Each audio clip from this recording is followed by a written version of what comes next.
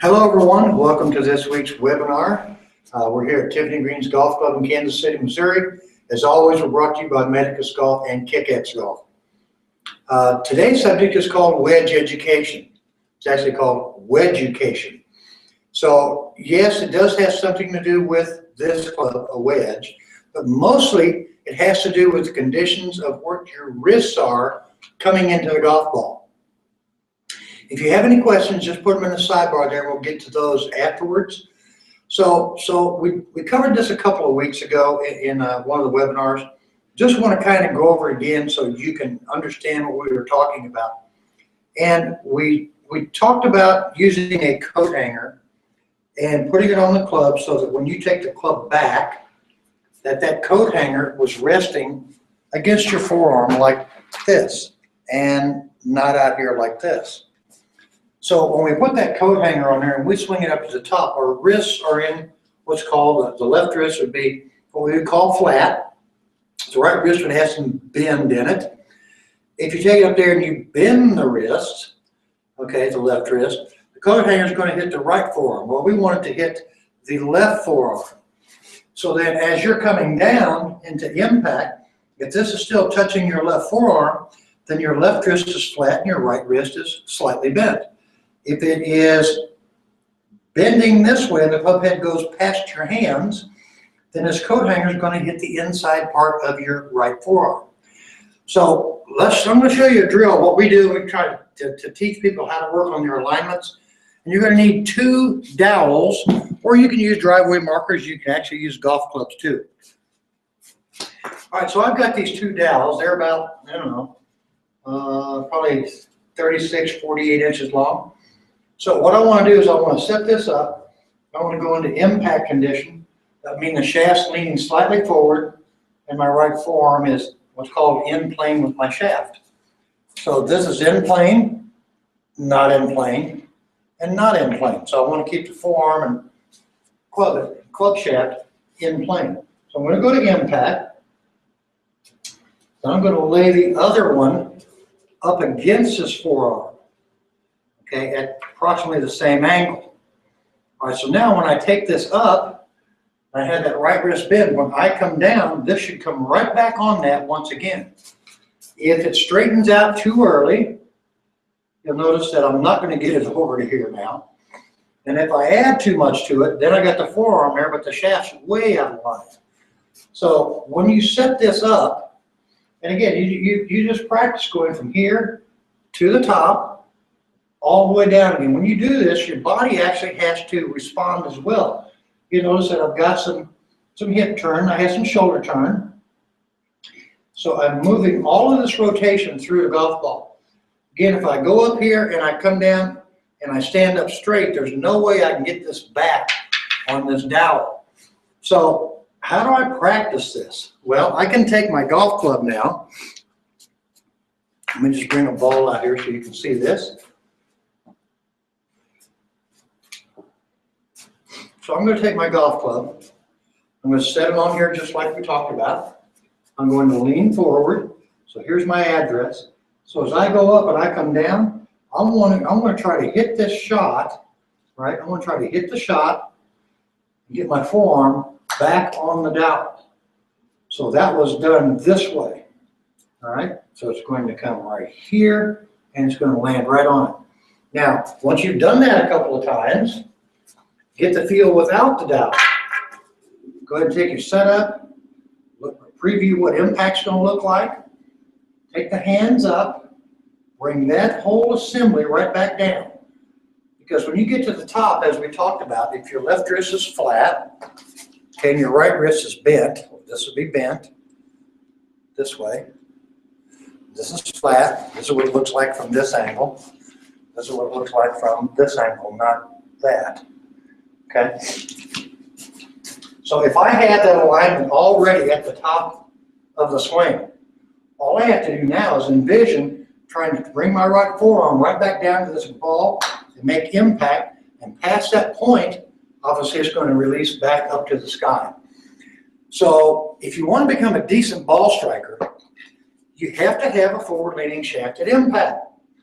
So we set what we call wedges. if you look at this, see if I can get it at the right angle here for you. There's a little wedge angle between the back of my hand and my forearm. So right now, if this was a arrow being shot, it's going this way. When I have it the other way, if it's rounded off or flat back here, then that arrow's going the wrong way. My left wrist is flat. You'll see how this whole thing goes this way. My left wrist is bent, then the whole thing is going back this way. So I want to make sure, it's like I'm pulling this bow back, all right? And now I'm going to release that arrow, boom, right into the golf ball, okay? You may have to exaggerate this at first. An exaggeration is okay. You don't want to get too much of that. You do want to have it forward leaning at impact, and then you're going to lose that forward lean by the time it gets over here, which is what we call both arms straight or full extension, okay? I would not recommend that you continue to hold it on up like this. You can't play golf like that. You can certainly train like that, but don't play golf like that. So again, we're trying to create angles. So the right wrist being bent backwards, you do it this way, there you can see it. The left wrist being flat and not bent. Arching is okay. Hogan arched, Lee Trevino arched, Dustin Johnson arched. All those players that arch their wrists are already setting that club in that condition at the top. So when they come down, they've got all that shaft lean. They're turning their clubs into one or two clubs stronger. So if you have a club that's designed to set like this, and you make impact like that, you're using the true loft of the club. If you make impact with your hands farther forward, you're de-lofting the club. So think about this, when you're hitting shots, you're trying to turn whatever club you have on a full shot, you're trying to make it a club stronger. So if I want to make the club stronger at impact, would I lean the hands and the grip more forward or less forward? This is going to add loft, so all that's going to do is give you less distance. And again, that's okay to do if you're hitting shorter wedge shots, finesse shots, but really not in full swing. All right, so we have a bunch of questions here. I better get started on those, okay? So let me read our first question. All right, so the first question,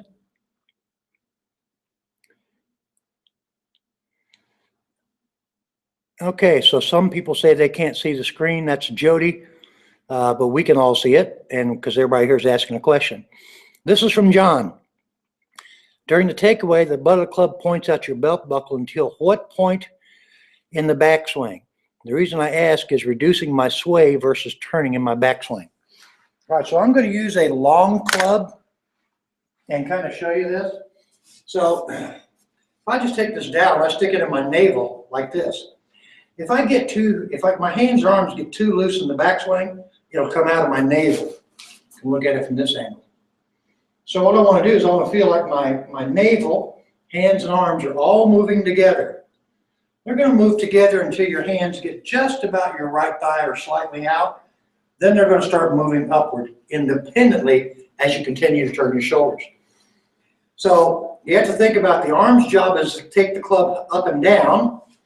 The torso turn is to take it more rotationally or horizontally. It's not true horizontal, but you can think of it as this is vertical and this is horizontal.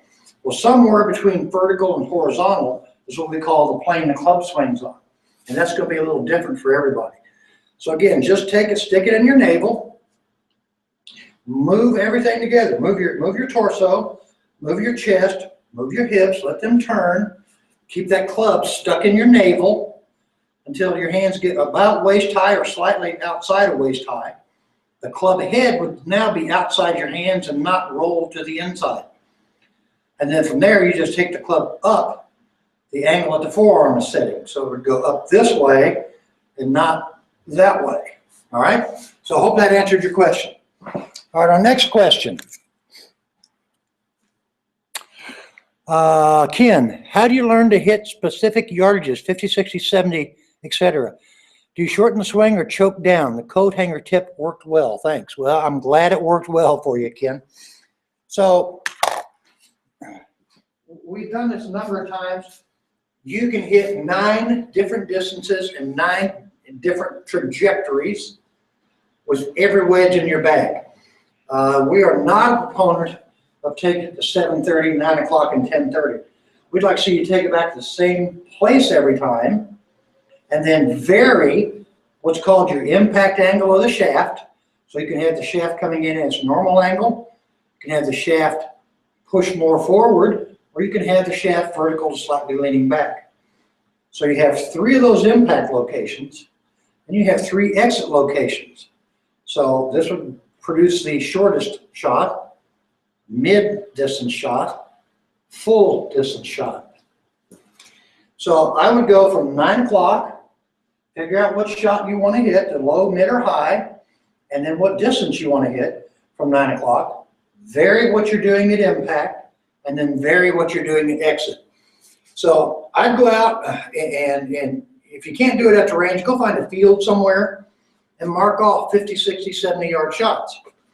Do this drill, and you can change wedges if you want to. I mean, it doesn't mean you have to get a 56-degree wedge for your 50-yard shot. You could hit a 60 or you could hit a 52, depending on the shot that you want to hit. So if you're carrying 3 wedges other than your pitching wedge, that's going to give you 9 different trajectories and 9 different distances. I would recommend that as you do this with each club and you vary your impact, you vary your exit, see how far that ball goes, mark it, pace it off, put that on your club so that you'll know this impact location, this exit equals this amount of yardage. All right, let's see what the next question is. All right, and this question is by Steve. When I have a full wedge shot with my short irons, pitching wedge, gap wedge, sand wedge, I end up chunking the shot more times than not. I need to know what causes this. If it's my sternum not even with the ball, or should I use more body turn? All right, so the reason people chunk shots, and it's not necessarily with wedges, which is with any club, is a couple of things. Number one, they don't have enough pressure forward. Number two, their hands aren't forward. So I could have all this pressure forward and throw the club head and still chunk it. I could have my hands well forward, but my weight back and still chunk it. So it's a combination of having weight forward, hands forward. If you're hitting wedges, I would recommend that you alter your setup a little bit. Set up to where you have 65% on your forward leg. Make that 9 o'clock backswing and feel like you're keeping your weight on your forward leg. Now your weight's already there. All you have to do is basically turn everything and let the hands come down to the ball. And you should strike the ball first. Check your ball position as well. Make sure that you have it released at sternum, but not forward at sternum. Okay. Looks like we have another question here. Okay, can you show me where the ball position should be for wedge shots? Well, John, and again, start with one ball position, and that would be the impact point of the golf ball being in line with the top of your sternum. Now, when I lean a little bit forward, like we're talking about wedge shots, that's going to move it slightly back, and that's okay. If I wanted to hit the highest shot possible, I would put the ball a little bit more forward. I'd move my weight forward. I would spread my legs as wide as I could get them to lower my, and then I have a lot of knee bend to lower my center of gravity. I'd keep the weight left. I would take the face and turn it open a little bit to the right. I'd pick that club up, swing down, and try to get the club head to go into the ball first instead of the handle, and then exit with the face pointing straight up. So that would be an advanced technique. Well, that will help you get the ball a little bit higher. Again, you can also do that with the 9 variations we talked about. Just keep your normal ball position, weight a little bit forward. So if I wanted to hit the highest shot out of the 9, as I take it back, I'd come back with the shaft vertical, or as close to vertical as I could, and as high and big a finish as I could. That's going to give me the highest shot, but it's also going to give me the shortest distance. All right, I think we have one more question here. And this is from John again. Okay. Oh, Jay, I'm sorry. How do you swing under the plane? Well, most people, under would be getting the club of what we refer to as a little bit too much inward to outward. And a lot of players do that to hit draws. So if you can think of this, if this shaft and this rod were together, all right, that forms a plane. And as I go up to the top, if I had too much what we would call cross-lateral hip slide, you can see how far this club is going to travel underneath this original line right now. So when that club travels so far under that original line that it gets this way, now if you look at this club, and I'll do it, see if I can do it from whichever angle. Probably this angle would be the best.